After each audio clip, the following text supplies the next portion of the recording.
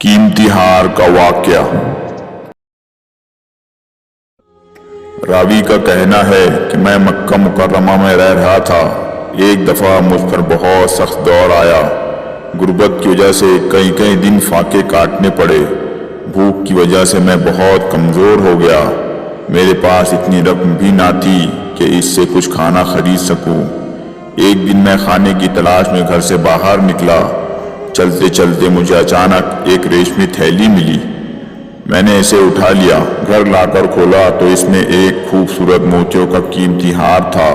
मैंने ज़िंदगी भर ऐसा खूबसूरत और आला हार नहीं देखा था। मेरे दिल में आया कि इसको बेचकर खाना खरीद लूं, लेकिन मेरे दिल ने कहा कि मालिक की इजाज़त के बगैर ऐसा करना ठीक नहीं है। ये सोचकर मैंने इसे अपने घर में बतौर अमानत रख लिया, ताकि जब कभी इसका मालिक मिले तो इसको सही सलामत वापस कर सकूं। थोड़ी देर बाद मैं घर से बाहर निकला तो एक बड़े मियाँ को बहुत परेशान हाल देखा। इनके पास एक कपड़े में 500 दीनार थे और वो ऐलान कर रहे थे कि मेरी मोतियों की एक थैली गुम हो गई है। जो आदमी भी मुझे मेरी मोतियों की थैली लाद कर देगा, मैं इसे 500 दीनार इनाम दूंगा। मैंने सोचा कि ये तो बहुत बड़ा इनाम है और मेरा तो वैसे भी गुर्बत से बुरा हाल है। क्यों न ये इनाम की हलाल रकम लेकर अपनी ज़रूरत पूरी कर लूँ।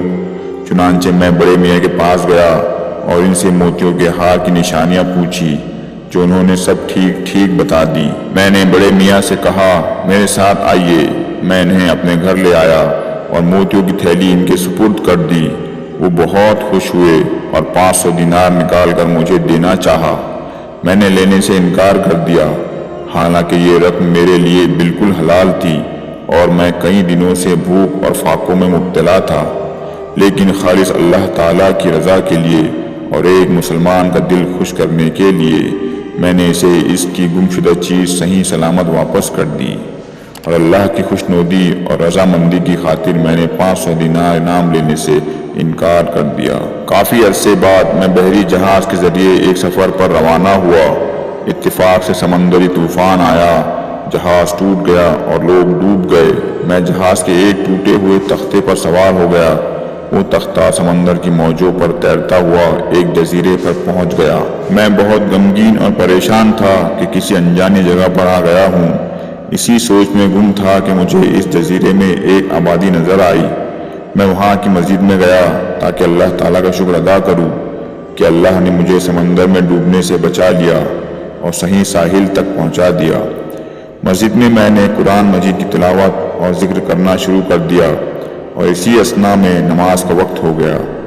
जजीरे वालों ने मुझे नमाज पढ़ाने को कहा।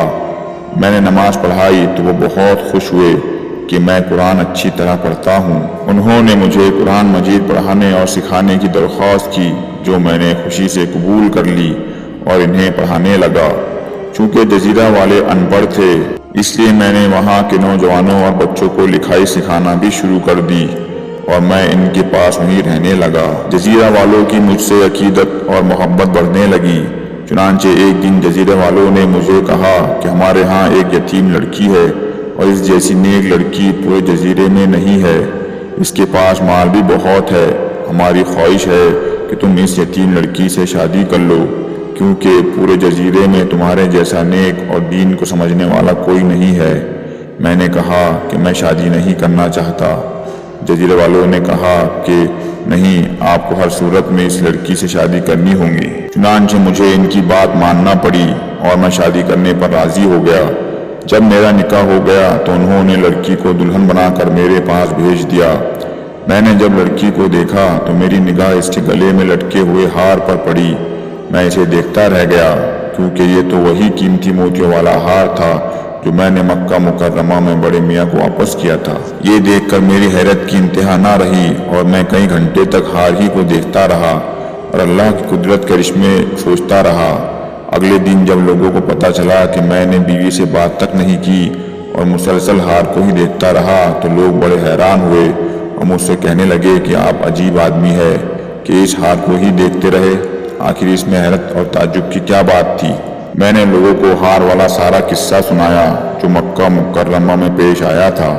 ये किस्सा सुनकर लोगों ने खुशी से नारे तकबीर लगाना शुरू कर दिया اب میں بڑا حیران ہوا کہ ان لوگوں کو کیا ہو گیا ہے، آخر اس قصے میں خوشی کی بات کون سی ہے، یہ لوگ اتنے خوش کیوں ہو رہے ہیں؟ تب لوگوں نے مجھے بتایا کہ وہ بڑے میاں جن کو آپ نے ہار واپس لوٹا دیا تھا وہ اس لڑکی کے والد تھے، اور وہ جب مکہ مکرمہ سے واپس آئے تو وہ ہمیشہ کہا کرتے تھے کہ میں نے کسی مکمل مسلمان کو نہیں دیکھا مگر صرف ایک شخص، وہ بہت نیک اور امانت دار تھا، اس نے میرا گمشدہ ہار واپس کیا تھا۔ وہ بڑے میاں ہمیشہ دعا کرتے تھے کہ اے اللہ اس آدمی سے میری دوبارہ ملاقات کروا دے تاکہ میں اپنی بیٹی کی شادی اس کے ساتھ کر دوں۔ لوگوں نے کہا کہ بڑے میاں کی آرزو آج پوری ہو گئی ہے، اس لیے ہم خوشی سے نعرے لگا رہے ہیں۔ ہمیں یہ حیرت انگیز واقعہ شیخ محمد یعقوب نے سنایا، جو اصل میں بغداد شہر کے رہنے والے تھے۔ واقعی اللہ تعالیٰ انسان کو نیکی کا صلہ ضرور دیتے ہیں۔